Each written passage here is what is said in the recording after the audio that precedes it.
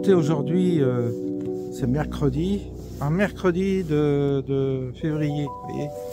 C'est vraiment le temps d'un mercredi de février. Et il fait froid, 5 degrés. Et un ressenti plus froid encore, humide, comme toujours. Et puis ces derniers jours, j'étais pas bien. Donc là, je m'aperçois que aussitôt qu'on perd l'habitude de faire un peu d'exercice, c'est-à-dire de marcher, ouf, ça semble la côte m'a semblé difficile à monter là. Je me dis, tu vois, il suffit d'être quelques jours chez soi, pas trop bouger, et le corps il se rouille rapidement. D'où la nécessité de reprendre cette marche quotidienne, parce que c'est indispensable pour garder un peu la forme, sinon ça va pas. Il faut s'obliger, hein. C'est ça le problème, c'est qu'il faut s'obliger quand il fait très froid, quand il y a du brouillard. Aujourd'hui ça va mieux, mais on a eu quasiment une semaine de brouillard avec des gelées. Ah bah dis donc, t'as pas envie de sortir. D'autant plus que je me suis tapé une gastro. Là t'as pas du tout envie de sortir. Du coup le corps il se rouille. Et là j'ai vu, je suis essoufflé, rien que de monter la côte, voilà. Voilà ce que ça donne. Donc on va faire un petit tour, marcher un peu ensemble. Et on va deviser comme toujours. Deviser sur la vie, sur le sens de la vie, sur la vie qui passe. Et les questions qui nous taraudent toujours. Et ces avions là qui n'arrêtent pas de... On est dans un couloir aérien là, ça n'arrête pas de passer. Évidemment ça pourrit tout, ça pourrit la nature parce que ça n'arrête pas. Et c'est les critères 3 qui vont être rejetés alors qu'on a un défilé d'avions épouvantable. C'est pas grave. De toute façon, on va pas relever toutes les incohérences de ce monde, de cette politique, puisqu'elles elles représentent comme un millefeuille qui s'accumule les uns après les autres. C'est assez... c'est presque comme un rouleau compresseur, quoi. On n'a plus la force. On n'a plus la force de se battre contre tout ça. Voyez-vous, les ZFE, très peu de gens se mobilisent en fait. Et il y a une forme de résignation, ça y est. Il y a une résignation de la population. Il y a une résignation de la population que je ressens, qui est très très fort. C'est fini le temps des gilets jaunes. On sent qu'il n'y a plus le ressort qu'il y a eu à une certaine époque. Là, on sent qu'il n'y a plus le ressort. Les gens sont résignés, fatigués, je crois, usés. Et je crois que le spectacle aussi de la politique est désarmant parce qu'on voit bien que il y a beaucoup de démagogie. Enfin, quand on regarde du côté de Mélenchon, tout ça, ça part en couille totale, quoi. Ça n'a plus de sens. Ce que peut dire Mélenchon, tout ça n'a plus aucun sens. C'est presque une espèce d'emballement suicidaire que ce vieux débris est en train de provoquer. Il y a des jeunes bobos qui le suivent, oui, des étudiants de merde qui sont encore complètement illuminés par ce type de théorie absurde. Vous savez, il y a ces jeunes, je les ai fréquentés, donc je sais comment ils sont. Ils sont issus de bonnes familles, parfois de familles catholiques, etc. Ils ont une haine du catholicisme incroyable, une haine de la tradition, et j'ai l'impression que Mélenchon a capté ça. C'est chez cette jeunesse, pardon, et il exploite le côté morbide de ce rejet qu'ils ont de leur propre paternité, quoi, de leurs ancêtres. Il y a quelque chose d'infernal dans tout ça. Et puis, il y a les révélations de Candace Owens là, qui continuent, Alors, c'est bien ce qu'elle fait, parce qu'elle reprend point par point tous les mécanismes qui ont permis à Macron d'arriver au pouvoir, avec toute la saloperie toute cette saloperie, vous savez, liée à la pédophilie, à la pornographie, Niel, même Bernard Arnault, qui est lié à Niel, qui est lié aussi à l'instauration de Macron, tout ça. Tous ces gens sont corrompus, mêlés à ces histoires. Il y a quelque chose de sordide dans ces milieux qui est en train d'être progressivement révélé, pour ceux qui veulent voir en tout cas. Et ça donne un sentiment de fin de règne qui ressemble à une forme de... C'est comme si on ouvrait les égouts, c'est comme si on purgeait les égouts et tout ce qu'il en sort sent tellement mauvais que on se détourne presque pour ne pas y assister tellement c'est dégueulasse, quoi. Parce que c'est réellement dégueulasse. Et c'est ce qui se passe en ce moment. C'est ce qui se passe. Il y a une révélation des bas-fonds, du marécage. Et c'est pas beau à voir. C'est pas beau, hein. C'est pire ce qu'on pourrait imaginer. C'est tellement pire que je crois que les gens seront dans le déni jusqu'à la fin. C'est comme pour le vaccin, ils seront dans le déni. Ils n'accepteront jamais d'ouvrir les yeux. Ouvrir les yeux, c'est quand on s'est trompé pendant plusieurs générations, c'est quasi impossible. Alors ils mourront dans un mensonge et quitteront cette vie dans une forme de mensonge. Ils se sont confinés dans un mensonge, ils sont nés dans un mensonge, ils mourront dans un mensonge, comme beaucoup de gens. C'est dur d'accepter la lame tranchante de la vérité. C'est très dur de s'y frotter. La lame tranchante de la vérité, ça nécessite beaucoup de lucidité. Sans fantasmer, sans délire, mais lucide ne veut pas dire délire. Lucide, c'est voir les choses telles quelles. Ne pas les enrober comme on a l'habitude de faire. Ne pas enrober les choses, les voir telles qu'elles sont. D'un point de vue presque cynique, sans complaisance, sans exagération non plus. Essayer d'être équilibré, c'est pas facile, mais une forme d'exercice qui consiste à voir les choses, essayer de les voir en face. Si on ne fait pas ça, on se cache toujours. On se cache derrière toujours des interprétations, on se cache derrière des mélodies, on se cache derrière des spéculations intellectuelles, on se cache derrière des livres, on se cache toujours derrière quelque chose pour ne pas voir la vérité qui pointe son nez dans notre monde réel. Et parce que le juge de paix, c'est quand même ce monde dans lequel on est. C'est un juge de paix, le monde, la réalité. Et c'est à l'art, c'est au fruit qu'on juge. C'est la qualité du fruit qu'on juge l'arbre. On juge l'arbre à ses fruits, et donc c'est comme ça qu'on procède normalement.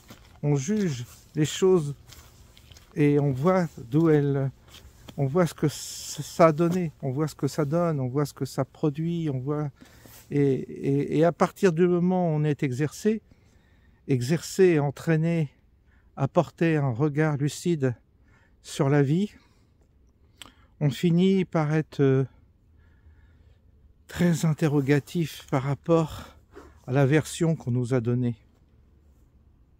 C'est pour ça que vous avez des gens qui parlent de matrice, qui posent des hypothèses qui ne sont pas forcément clémentes à entendre, qui ne sont pas romantiques, mais il y a toujours ce côté rude et parfois qui ne correspond pas à la morale qu'on s'est fabriquée, qu'on s'est inventée. Et les choses ne fonctionnent pas en fonction d'une des critères dans lesquels on nous a éduqués. Et obstinément, si on ne corrige pas notre point de vue, on va vers la catastrophe, vers notre propre catastrophe. C'est-à-dire qu'on creuse notre tombe et il n'y a même pas besoin de quelqu'un pour la creuser, notre tombe, on se la creuse nous-mêmes. Et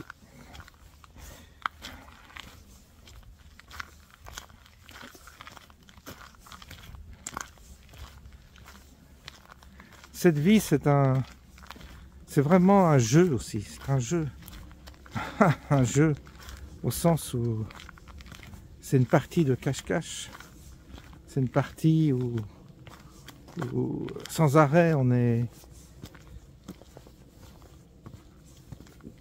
dans des faux semblants.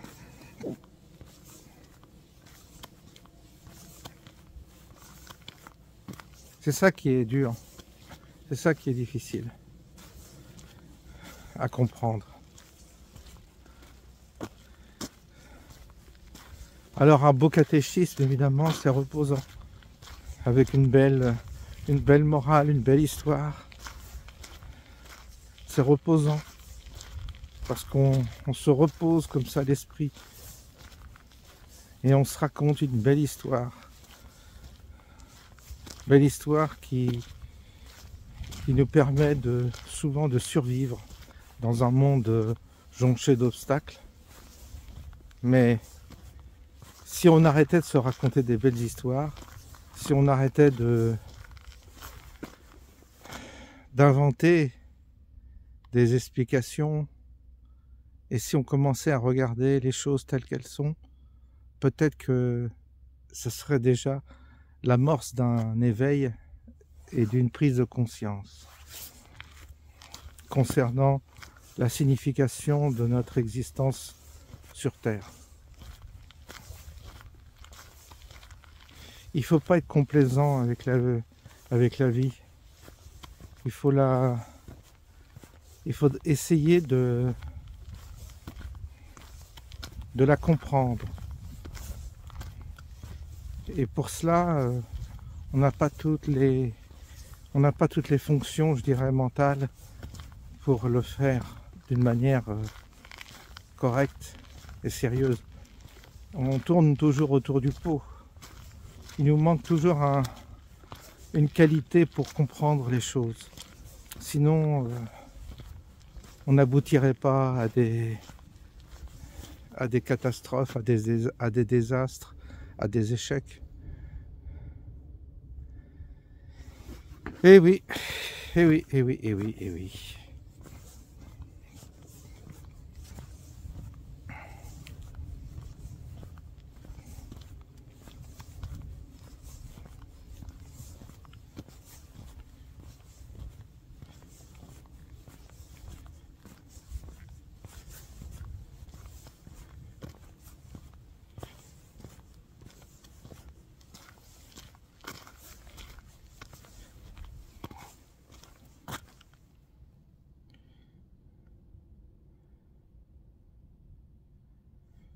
Ah, c'est calme, hein.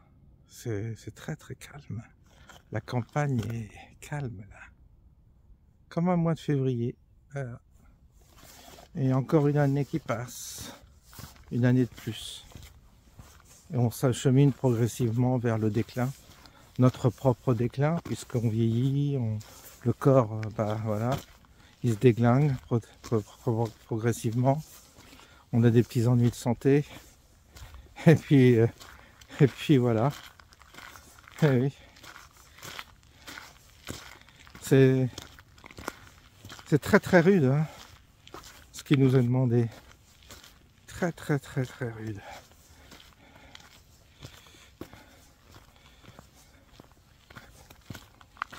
Accepter ce principe de dégradation est contre-intuitif. On a un corps qui se dégrade avec le temps qui passe, qui semblerait un temps illusoire, mais n'empêche que il est là, le temps pour nous, en tous les cas, il est bien là. On peut s'imaginer qu'il est illusoire, mais on le voit, constate que le corps vieillit, se dégrade, et ça c'est un des éléments, un des facteurs qui pèsent sur la conscience également, parce que progressivement on est rattrapé par des petits problèmes ou des gros problèmes de santé, et ça devient en vieillissant, ça devient une forme d'obsession, ou tout au moins de préoccupation principale. C'est pour ça que vous entendez les gens âgés qui parlent toujours de leur santé, parce que c'est j'ai mal où, tu as ta mal où. C'est ça. Vous voyez, c'est ça. Et c'est normal, parce que le corps se dégrade comme une machine, comme un appareil ménager qui vieillit. Et puis, quand c'est neuf, quand c'est tout neuf, c'est formidable. Puis une fois que ça vieillit, comme une vieille voiture, on n'a que des ennuis. On a le clignotant qui marche plus, on a les feux de route qui sont abîmés, on a les amortisseurs à changer. C'est exactement, on a fait exactement avec la machine ce qu'on fait avec notre corps, c'est exactement pareil. Et donc, le corps est un principe qui se dégrade, et on n'a pas trouvé, je dirais, la potion magique qui nous régénère, qui nous redonne vitalité, qui nous redonne de la force, qui nous redonne de la jeunesse. On n'a pas découvert le principe de la jeunesse. Alors, des scientifiques, des gens cherchent dans les cellules ce qui pourrait bien fonctionner, nous rajeunir et tout ça. Il y a une quête là. Elle est pas absurde, hein, mais puisque du côté mystique, il semblerait qu'on n'y soit pas arrivé. Alors, on cherche d'autres voies. Alors, il y a tous ceux qui vous disent, il faut accepter. Accepter. Il faut accepter les cycles. Il faut accepter de vivre et de mourir. Certains disent ça. Oui, il faut bien dire quelque chose. Il faut bien donner, il faut bien apporter une réponse à l'inéluctable destin. Mais j'ai du mal, personnellement, évidemment, j'ai du mal à entendre ça, parce que je me dis, mais au nom de quoi on doit accepter un principe aussi monstrueux? C'est monstrueux comme idée d'avoir un corps qui se dégrade. C'est-à-dire que vous naissez pour mourir, vous naissez pour vieillir, vous naissez pour devenir handicapé et finir dans un EHPAD.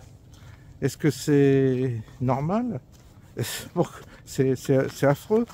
En fait, c'est diabolique d'avoir conçu les choses de cette manière-là. Comment un Dieu animé par la bonté aurait pu imaginer un scénario aussi machiavélique et aussi obscur? Donc, ça, c'est une question aussi légitime. En ce moment, vous voyez des gosses qui se font tuer comme ça, dans l'indifférence générale. Tous les jours, tu as un jeune qui se fait poignarder. La société s'en balance, s'en fout. Le rouleau compresseur est en route. Le rouleau compresseur de l'indifférence, de la routine, du travail. Tu as un tel, il est préoccupé pour payer son URSSAF. Tu as l'autre qui doit trouver des clients pour vendre ses poules, pour vendre ses œufs. Tu as l'autre qui doit boucler les fins de mois. T'as l'autre qui pense à son plan cul. T'as l'autre qui... Voilà. T'as l'autre qui a son couple qui chavire. Et puis t'as l'autre qui est en train de s'occuper de ses parents qui sont en complète décomposition. Ou tout part en cacahuète. Et les gens sont pris par la vie. Et ils n'ont pas le temps de poser ces questions. D'interroger celui qui aurait été... à l'origine de notre création. Mais qui es-tu, toi, qui nous a créés pour être aussi machiavélique, pour avoir conçu un process aussi diabolique, aussi pervers? Parce que c'est une forme de perversion de concevoir ce monde de cette manière-là, avec systématiquement des éléments pour te diminuer, pour t'attaquer, pour te... Vous voyez? Je sais pas. J'ai quand même... j'ai quand même un peu... Comment dire? Je l'ai un peu mauvaise, cette histoire qu'on m'a fait de m'incarner sur cette planète. Je l'ai un peu mauvaise parce que si je regarde bien, toute ma vie j'en ai chié. Et j'en ai chié parce que j'étais habité par l'espoir de quelque chose qui soit généreux, qui soit beau, qui soit amical. Et puis, tu t'aperçois que systématiquement, le rendez-vous de tes espoirs te conduisent systématiquement à la déception. Systématiquement. Et donc, à un moment donné, tu finis un peu amer, tu finis un peu seul, parce que tu te dis, mais tu t'aperçois qu'il y a une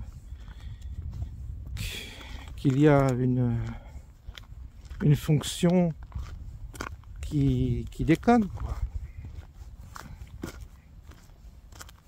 Et donc oui, dans cette vie, je l'ai déjà dit, je le répète pour ceux qui arrivent, j'en ai vraiment chié, hein.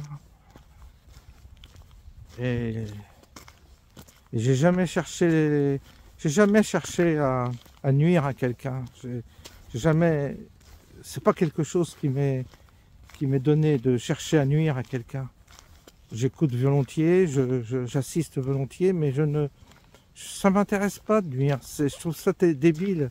Chacun doit s'épanouir. C'est comme faire du mal à un animal. Je comprends pas.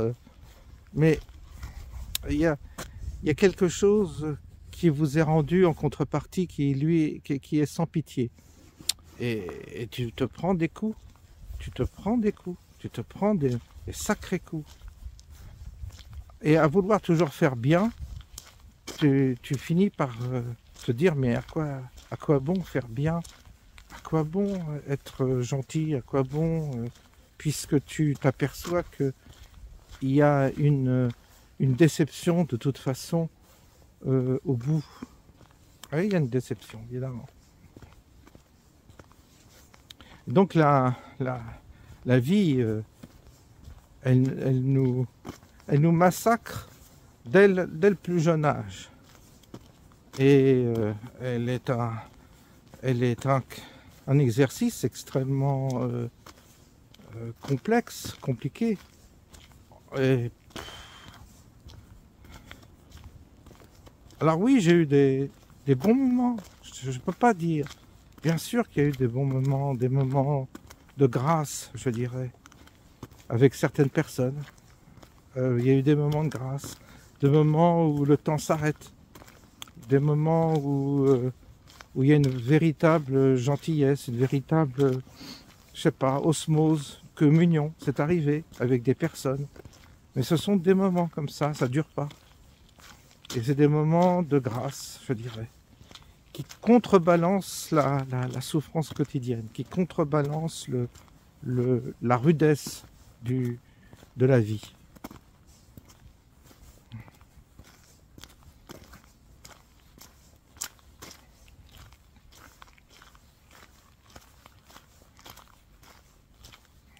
Et encore, des fois quand je vois où j'en suis, je me dis je m'en sors pas trop mal par rapport à d'autres. Tu te dis, ça pourrait être pire encore.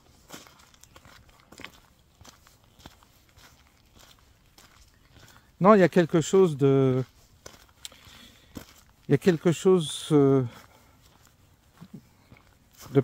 perverti dans la création. Et il y a quelque chose d'absolument pervers dans la création, et l'homme fait partie de cette création qui est pervertie. Donc il y a un principe qui est autodestructeur, il y a un principe qui est une obsolescence programmée, il y a un principe qui est qui est lié à ce qu'on appelle, nous, la souffrance. Quand on parle de la souffrance, c'est vaste, c'est très vaste la souffrance. C'est un concept, la souffrance est un sujet qu'il faut entendre d'une certaine manière à plusieurs degrés, à travers plusieurs couches. Mais je dirais que le principe même fondateur de l'existence, c'est la souffrance. C'est-à-dire le principe même de venir dans ce monde, c'est la souffrance. C'est le principe numéro un. Et on va essayer de se débattre et on va essayer de se confronter à cette souffrance durant toute notre existence en la masquant, en ayant un déni vis-à-vis d'elle ou en l'embrassant, ça dépend. Mais en tous les cas, on va être obligé d'ajuster notre existence par rapport à un principe fondamental de ce monde, c'est la souffrance. Ce monde est un monde souffrant. Il a été conçu comme ça. Et le créateur de ce monde a créé ce monde de souffrance volontairement. Il fait partie du principe de base. Et c'est ce principe de base qui détermine tout. Qui détermine les philosophies, qui détermine toutes les sciences ésotériques, qui détermine tout. C'est le principe de base, c'est la souffrance. Et donc, à partir de là, l'homme va chercher à décliner des recettes pour corriger l'anomalie qu'il a constatée et qui était cette souffrance. Donc, toute civilisation est une tentative de réparation. Mais c'est toujours par rapport à la souffrance. C'est-à-dire que tu construis une civilisation, tu construis un principe par rapport à la souffrance, parce que tu cherches à corriger. Et donc le christianisme, c'est ce qu'il a cherché à faire, c'est à créer un principe qui puisse permettre je dirais, d'intégrer la souffrance dans l'existence, mais de l'intégrer d'une manière, je dirais, psychologique peut-être, je sais pas, de l'intégrer en tous les cas, de façon à ce que ça devienne presque parfois même un facteur positif, presque. C'est-à-dire tu transformes la souffrance en quelque chose de positif. Ce qu'a essayé de faire le christianisme, c'était ça. C'est-à-dire de prendre la souffrance et de dire on va en faire une force, on va en faire un élément positif et non un élément destructeur. Et tu retournes le principe et tu dis voilà, derrière il y a la résurrection, derrière il y a autre chose. Et il y a un autre principe qui se cache derrière et qui lui... parce que le Christ ressuscité n'est pas souffrant. Hein. Le Christ ressuscité n'est pas souffrant. Donc il est passé par la souffrance et il est sorti de la souffrance. Donc il a vaincu quelque sorte la souffrance. Et l'opération alchimique, qu'est la résurrection, eh bien, a été faussement donnée aux hommes parce que les hommes ne sont pas, comment dire, de l'autre côté de la barrière, ne sont pas ressuscités. C'est-à-dire qu'ils ne sont pas dans cette existence où il y a apparemment pas la souffrance, quoi. Nous, on est persuadés que la souffrance, elle est absolument, elle est indispensable quasiment. On ne peut pas concevoir l'existence sans la souffrance. On ne peut même pas concevoir d'autres mondes sans souffrance. Pour nous, c'est quelque chose qui fait partie d'une partie évidente, mais peut-être pas justement. Peut-être que justement, c'est pas une évidence en soi, mais que c'est la clé. Et donc,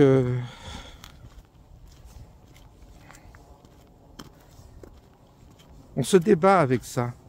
Alors, on cherche légitimement à fuir la souffrance.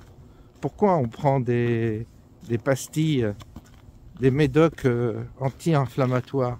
C'est pour ne pas souffrir. Et c'est ce qu'on fait tous. On ne voit pas du tout de bénéfice à se faire souffrir. On se dit, bah, je prends un cacheton, ça va mieux. J'ai mal à tel endroit, je souffre, je vais prendre un médicament. Tu fais venir le médecin, ou tu prends des tisanes, enfin tu fais ce que tu veux, mais tu cherches des principes qui te soulagent ta souffrance. Et donc, notre quête dans ce monde, c'est systématiquement de corriger et d'amortir la souffrance psychologique. C'est pour ça que quand j'ai créé ma chaîne, j'avais créé cette chaîne La souffrance au travail. Et je m'étais, au début, le but de cette chaîne, c'était de traiter la souffrance au travail, c'est-à-dire le harcèlement moral au travail. La souffrance psychologique est une souffrance extrêmement difficile, parce que la souffrance physique, un cacheton, et puis ça peut aller encore, mais une souffrance psychologique, à part l'alcool, pour effacer ou pour s'évader, il n'y a pas grand-chose. Hein. Pourquoi les hommes boivent? Parce qu'ils souffrent. Pourquoi les gens ils fument? Parce qu'ils souffrent. En fait, c'est pour calmer la souffrance psychologique. C'est ça. L'alcool, c'est essentiellement pour calmer la souffrance psychologique. C'est uniquement pour ça. Et la souffrance psychologique est une souffrance particulièrement douloureuse. De très très douloureux.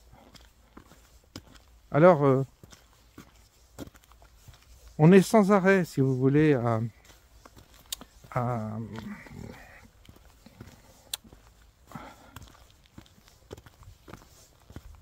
nous confronter à ça. Et puis ce qui est bien dans notre société, nous les humains, c'est qu'on a le don d'en rajouter. C'est pas comme si on était tous d'accord et on se disait, bon allez hop, on s'allie, on fait une alliance pour essayer de souffrir un peu moins dans tous les domaines. On essaie de créer un monde où on amortit la souffrance le mieux que l'on peut. Parce que c'est comme ça, la Terre est comme ça. Donc c'est un système, une matrice de souffrance. Donc on va essayer de voir comment on peut s'en sortir. Alors,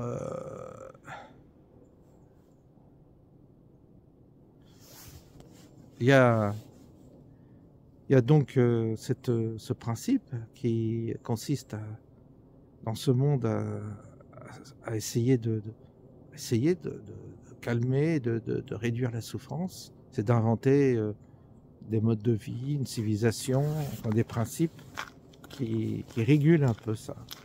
Mais nous, on fait le contraire, c'est-à-dire qu'on invente des outils pour souffrir, pour faire souffrir nos congénères.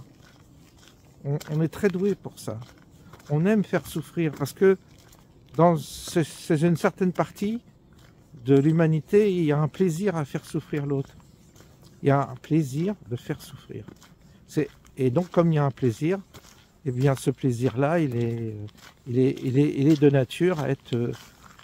il fait partie de notre nature, et donc il y a encore un principe qui n'est pas bon dans l'homme, c'est-à-dire que l'homme est également conçu pour faire souffrir ses congénères, ou pour créer une société de souffrance, pour créer des inégalités, pour créer des blessures, pour créer des armes, etc.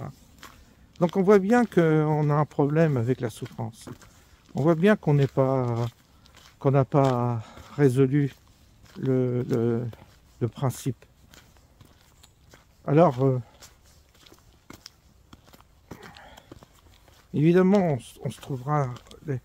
On est très très fort pour se trouver des bonnes raisons, pour inventer des bonnes raisons, des bonnes théories, tout ça. Des boucs émissaires, etc. Il y a des gens, toute leur vie, qui courent après des boucs émissaires. C'est la faute de telle race, c'est la faute de tel peuple, c'est la faute de ceci, c'est la faute de cela. Évidemment. Parce qu'on a des visions très très courtes. On a des visions très sommaires, très limitées. Alors, on n'arrive pas à s'élever au-delà de tout et d'imaginer qu'on puisse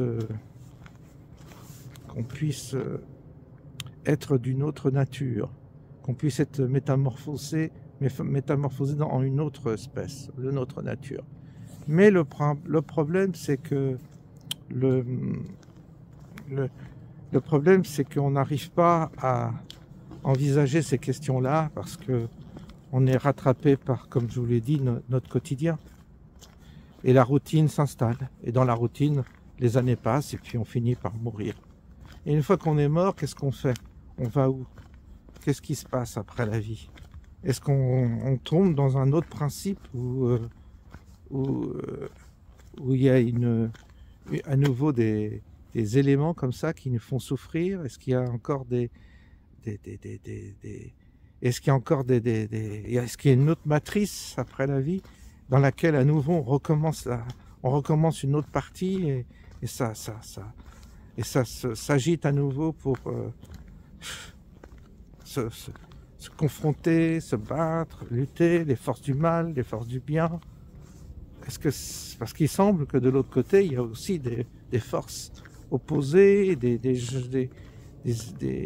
des entités qui soient là pour à nouveau faire du mal, se confronter, tout ça.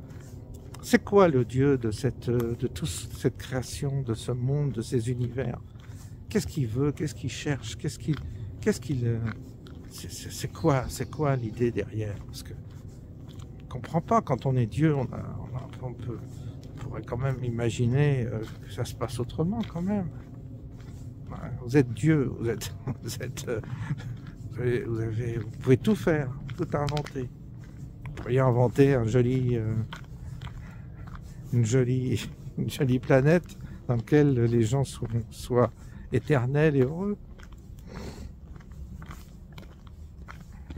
Non, il faut toujours que ça se dispute, il faut toujours que ça se castagne, il faut toujours que ça rue dans les brancards, il faut toujours des accidents, des anges mauvais ou des anges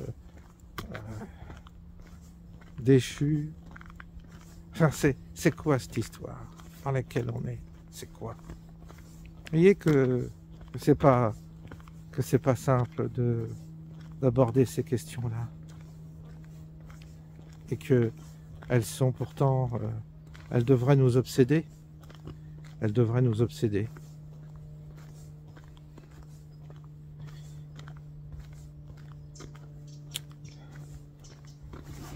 Vous savez, hier, quand je suis allé faire une échographie pour le ventre, parce que je crois que j'avais une hernie, donc j'ai fait une échographie, j'ai un jeune médecin, radiologue, qui est venu, qui m'a invité dans son cabinet pour faire cette échographie.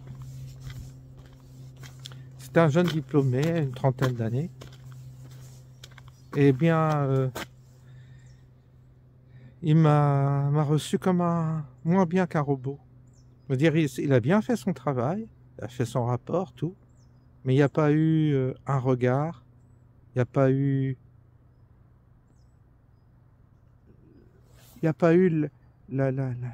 comment dire, il n'y a pas eu une miette d'humanité dans son comportement, une miette, même pas. C'était froid, glacial, c'était comme une machine. 30 ans, bac plus 10 peut-être.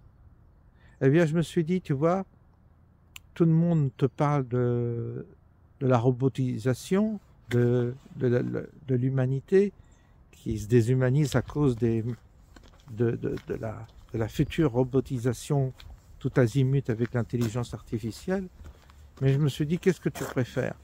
Être reçu par un robot qui va te parler gentiment, qui va te sourire, qui va être programmé pour être extrêmement aimable avec toi, ou être servi par ce qu'on appelle un homme aussi froid, aussi indifférent, aussi terrifiant. Et je crois que je préfère le robot finalement. Donc ça m'affole pas plus que ça, l'intelligence artificielle et les robots. Ça peut pas être pire que l'humanité, je pense pas. Je vous souhaite, une bonne soirée et je vous dis à bientôt.